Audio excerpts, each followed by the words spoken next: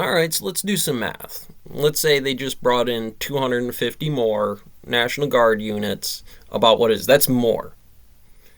If there was an additional 250, that gives me 500. That gives me 500 individual officers, one National Guard agent for every station that you could land at, right? And that's an earshot. You got to call for backup. That's when the police come in from the street or do whatever they need to do. But that's just, again, us playing some math. Well, let's say you needed 2.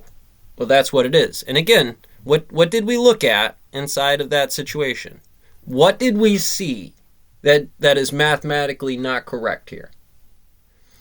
All right, so that's where we're at in terms of not really knowing the number of National Guard operators that are down there on the floor and how you would break down the map of where to station them and how to apply it. And this is absolutely insane that Hochul, Adams, or somebody else had not brought this out to determine what that is. You think I wouldn't give a shit? Obviously, I'm putting it there, you fucking cartel animals.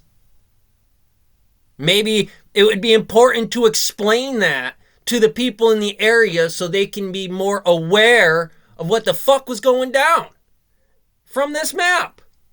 Like, what the fuck is the matter with you? At any rate, let's say we do have 500, and I need to apply them on this map best I can about where the priority is. First things first, you generalize it, 1 to each. This one wasn't having high crime problems. It's outside the area of operations. This is our plague incorporated or orders what that is. And you should not keep that to just the National Guard or copying industry. Why? What is wrong with you? Especially if you're going to put people in there from the National Guard that weren't necessarily training to become cops. You had to call people out of their training profession, so therefore have to pay them additionally, if not move them from somewheres, unless they were regionally set to that area to drive back and forth from work from the nature of what National Guard headquarters is going to tell you the location and momentum of a person to be able to put sensibly inside of there.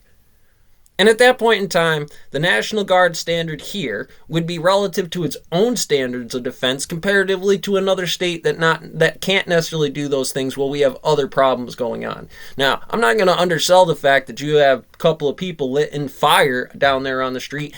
When you look at the original standard of how many staff you had down there against what you flooded the system for, it was massive overkill. What the fuck?